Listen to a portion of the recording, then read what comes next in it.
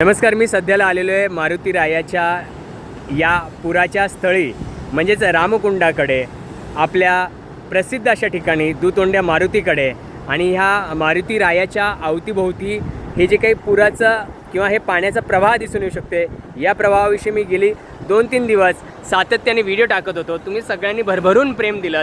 अगदी मला दिसून येते 5000 सबस्क्रायबर माझे या चॅनलला झालेले आहेत। महत्त्वाचं म्हणजे कदाचित एक चांगली गोष्ट अशी झालेली असावी की मी ही सगळी माहिती चांगल्या पद्धतीने लोकांपर्यंत आपल्यापर्यंत पोहोचवतो आहे। आज आहे 28 तारीख। 28 तारखेला आज पाण्याची पातळी म्हणजे तिथे बघा, लक्षात घ्या, मी तिथून व्हिडिओ करत होतो तिथपर्यंत पुराचं पाणी होतं। आज मात्र पाणी कमी झालेलं आहे, लोकांची गर्दी वाढलेली आहे आणि आपला दुतोंड्या मारुती जो आहे तो अगदी आपल्याला बऱ्याच मोठ्या प्रमाणात दिसतोय। त्यावर लावलेला जो शेंदूर असतो तो शेंदूरही बराचसा निघालेला आहे। लवकरच त्याची पूजा केली जाईल किंवा पुन्हा ते शेंदूर असतील किंवा सगळ्या ह्या गोष्टी दिसतील।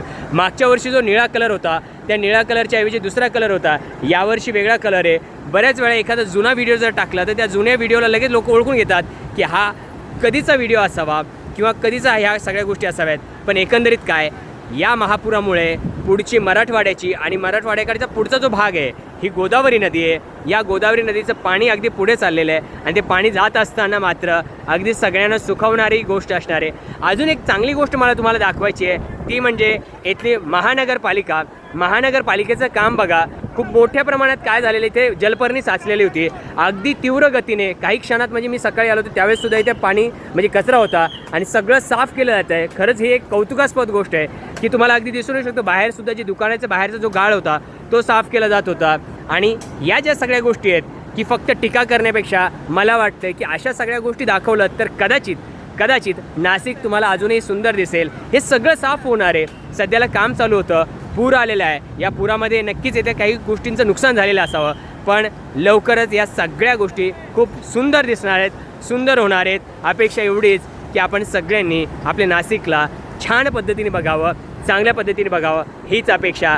या गोदामाईच्या किनारी मी आत्ता सध्याला आहे आणि तुम्ही सगळ्यांनी जे काही भरभरून प्रेम दिलं आहे याच पद्धतीने प्रेम देत राहा। मी तुम्हाला विश्वास देतो, एक शब्द देतो की अगदी पुढच्या टप्प्यात म्हणजे जो काही कुंभ होणार आहे त्या कुंभाचं सगळे लाईव्ह अपडेट मी तुम्हाला देत राहणार आहे।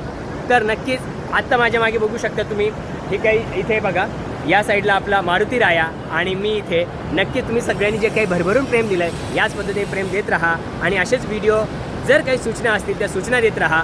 पण एक आहे की आमची एक छोटीशी टीम आहे, ती टीम तुमच्यावर सगळ्यांवर वॉच ठेवते, त्यामुळे चांगलं काहीतरी देण्याचा प्रयत्न करा। जे वाईट असेल ते आम्ही बाजूला करू, जे चांगलं असेल ते आम्ही नक्कीच स्वीकारू। धन्यवाद। मी आपला नाशिक गुरुजी डॉक्टर प्रमोद पवार।